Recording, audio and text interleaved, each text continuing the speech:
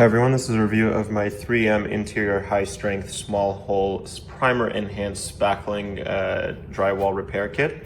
As you can see, it comes with this container here, which is 8 ounces. It comes with some mesh to place for the behind the hole if you care to use it, and it comes with a putty scraper. So no better way than to show you the effects of this product than to show you what I repaired with it. You can see on this wall here, ignore the bubbling, that's not from the spackling, just look at the hole itself. So I honestly only, I filled 4 holes, there, this one kind of messed up since I left some nail exposed at the bottom. I will say this was my first ever time using spackling, and I'm pretty happy with the results, especially because I didn't do this the right way. I didn't let it set all the way for the paint to settle.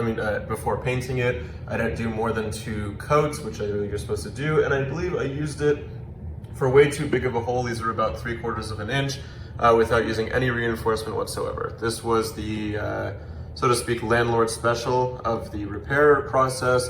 And for what it's worth, it did a great job. I'm very happy with it. I think if I was to do it again, I would definitely do it right so I don't have these little divots.